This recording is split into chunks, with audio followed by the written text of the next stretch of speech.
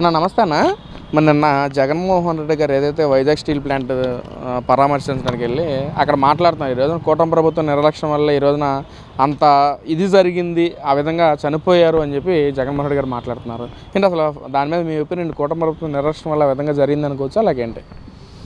Sir, ఇండస్ట్రీలో ప్రమాదాలు అనేవి జరగడం సర్వసాధారణం. ప్రతిదాన్ని రాజకీయం చేసి రాజకీయ కోణంలో చూడడం కూడా అంత కరెక్ట్ కాదు. జరిగినప్పుడు నష్టం వాళ్ళకి, ఆ నష్టం ఎవరైతే జరిగిందో ఆ కుటుంబానికో ఆ వ్యక్తులకో పరిహారం ఇవ్వడం అనేది రాజకీయ నాయకులు చేయాల్సిన బాధ్యత. ఏ గవర్నమెంట్ అయితే ఉందో ఆ గవర్నమెంట్ చేయాల్సిన బాధ్యత. సరే, నిన్న జగన్మోహన్ రెడ్డి గారు అలా మాట్లాడుతున్నారు. తన అధికారంలో ఉంటుండగా ఎల్జీ పాలిమర్స్ అనే దాంట్లో చాలా భయంకరంగా విషవాయువు రిలీజ్ అయింది. ఎన్నో గ్రామాల్లో వెళ్ళి ఎంతోమంది చనిపోయారు. ₹1 చెక్ అని స్పీడ్కి ఇచ్చాడు.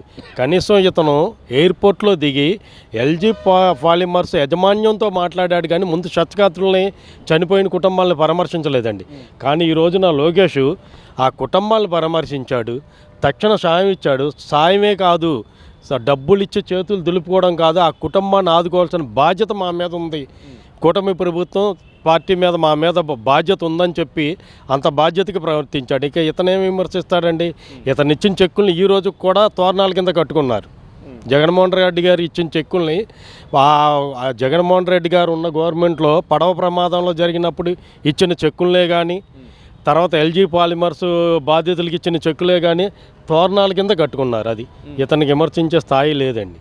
అంటే ఇంకా మాట్లాడుతుంది, ఈ రోజున ప్రైవేటీకరణ ఆపింది మా ప్రభుత్వంలోనే, మేమే మోడీ గారితో మాట్లాడి రెండు సార్లు ఆయనకి లేఖ రాసి ప్రత్యేక జీవోలు కూడా తీసుకొచ్చాం, అందుకే ఈ రోజున ప్రైవేటీకరణ చేయకుండా ఆగిపోయింది స్టీల్ ప్లాంట్ అనేది అని చెప్పి అంటున్నారు. నిజమేనన్నది?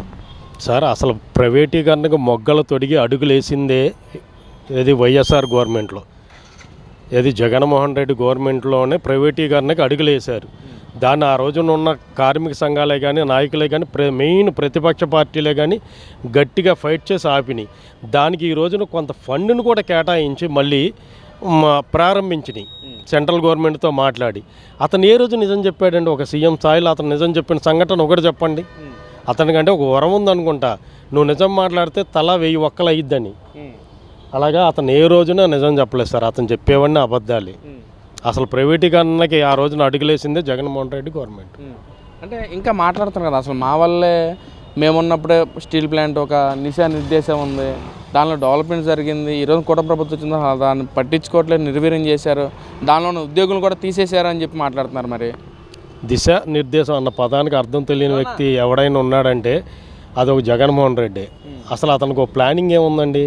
అతనికి ఒక అడ్మినిస్ట్రేషన్ ఏంటో తెలుసా? ఇప్పుడు ఊరికనే మీకు చిన్న ఉదాహరణ అండి. ఫండ్స్, కొన్ని కంపెనీలు ఫండ్స్ తెద్దామని దావోస్ పర్యటనకి వెళ్ళాడు. అక్కడ క్వశ్చన్ అడిగితే ఏమన్నాడు సార్? లెంతీ క్వశ్చన్ అని అన్నాడు. లెంతీ క్వశ్చన్ ఏంటి? నీకు అసలు లాంగ్వేజ్ రాదని చెప్పుకోవాలి, కానీ లెంతీ క్వశ్చన్ ఏంటి? అలాగా అటువంటి వ్యక్తి దిశానిర్దేశం చెప్పానంటే నమ్మడానికి ప్రజలు ఎవరో సిద్ధంగా లేరండి. అంటే ఎలా చూడొచ్చు, ఈ రోజున స్టీల్ ప్లాంట్ విషయంలో కానీ, ఇటు మెగా డిఎస్సి తరహాలో కానీ దానిలో కూడా మాట్లాడుతూ అది మెగా డిఎస్సి నవ్వొస్తా ఉందని చెప్పి కూడా మాట్లాడుతున్న పరిస్థితి అన్న. నిజమేనా అది? మరి నవ్వకేం చేస్తాడండి? 5 సంవత్సరాల కాలంలో ఇచ్చిన ఏ ఒక్క హామీ చేయలేదు. డిఎస్సి ఇస్తానన్నాడు, ఏ ఒక్కరికి డిఎస్సి ఇవ్వలేదు. మరి ఈ రోజున కూటమి ప్రభుత్వం వచ్చాక డిఎస్సి తీసింది, అనేక మందికి, వేల మందికి ఎంప్లాయ్మెంట్ కల్పించింది. మరి ఇతను ఇటువంటి అబద్ధాలు చెప్పక ఏం చెప్తాడండి? చేతగానప్పుడు ఏంటంటే ఎదుటి వాళ్ళ మీద నిందలు వేయడమే. అవసరమైతే ఆ కంపెనీ నేను తెచ్చాను అంటాడు. ఏది? గూగుల్ డేటా కూడా ఈయన తెచ్చాను అంటాడు. ఉన్న కంపెనీలు తరిమేసిన వ్యక్తి డేటా సెంటర్ ఎక్కడైనా వచ్చిద్దా? అసలు గూగుల్ డేటాకి స్పెల్లింగ్ తెలుసు అతనికి. ఆయన చెప్పేది అంతా ఒక సీఎం స్థాయిలో అబద్ధాలు ఆడిన వ్యక్తి ఇండియాలో ఎవడైనా ఉన్నాడంటే అదొక జగన్మోహన్ రెడ్డి. అంటే ఇచ్చిన మాట నిలబెట్టుకున్న తరహా నాయకుడు జగన్మోహన్ రెడ్డి, దమ్మున నాయకుడు జగన్మోహన్ రెడ్డి. నా ప్రభుత్వ హయాంలో 1,30,000 పైచిలకు జాబులు నేను కల్పించాను, అలా చంద్రబాబు ఏ రోజన్నా చేశాడా అని చెప్పి కూడా మాట్లాడతాను ప్రెస్ మీట్లో. ఈ రోజున ఏం జాబులు ఇచ్చాడు సార్? ఇంజనీరింగ్ చదివిన స్టూడెంట్లకి 10,000తో వాలంటరీ జాబా? కానీ ఈ రోజున కూటమి ప్రభుత్వంలో ఇంజనీరింగ్ చదివిన వాడికి అతని స్థాయికి తగ్గట్టు జాబులు కల్పించింది కూటమి ప్రభుత్వం.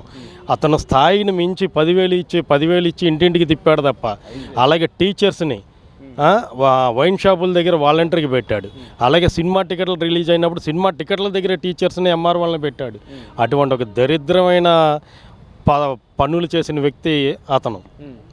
అంటే అసలు మెగా డిఎస్సి కాదు ఇది దగా డిఎస్సి నిరుద్యోగ యువత ఆశల పట్ల నీళ్లు పోసిన దగా డిఎస్సి అంటూ ఉన్నారు మరి. అసలు డిఎస్సి దానికి అందుట్లో ఎన్ని పోస్టులు ఉన్నాయి, ఎలా ఉన్నాయి, అతనికి ఒక అర్థం అనేది తెలిస్తే కదా మాట్లాడడానికి. నువ్వు ఇస్తానన్నావుగా, ఏది నీ హయాంలో డిఎస్సి ఇస్తానన్నావు, 5 సంవత్సరాల కాలంలో ఇచ్చింది లేదు, ఒకటికో జాబ్ ఇచ్చింది లేదు, వాలంటీర్ పోస్టులు కల్పించావు నీ పార్టీ సానుభూతి పరులకి. ఎందుకంటే దాన్ని మీ సజ్జల రామకృష్ణారెడ్డి స్వయంగా చెప్పాడు, మా పార్టీ సానుభూతి పరులకే ఇచ్చుకుంటామని, అదే చేశాడు. అంటే మెగా డిఎస్సి ఇస్తా అన్నాడు జగన్మోహన్ రెడ్డి ప్రతి సంవత్సరం కూడా. ఆ రోజున డిఎస్సి పోస్టులు లేదు, కానిస్టేబుల్ పోస్టులు లేదు, ఏమీ లేని పోస్టులు ఇవ్వకుండా అలాంటి వాళ్ళు ఈరోజు ఈ మెగా డిఎస్సి గురించి మాట్లాడే వాళ్ళు అంటారన్నా. అసలు వాళ్ళకి అర్హత లేదు భయ్య, దాని మీద మాట్లాడే అర్హత లేదు. ఏదైనా నువ్వు పర్మనెంట్గా ఏ జాబ్ ఇచ్చావు చెప్పు. ఇంజనీరింగ్ చదివిన వాళ్ళని చెప్తున్నాం కదా, 10,000 ఇచ్చి వాలంటీర్ల కింద తిప్పించావు. టీచర్లు ఏమో టికెట్ల దగ్గర, వైన్ షాపుల దగ్గర నిలబెట్టావు, అంతే.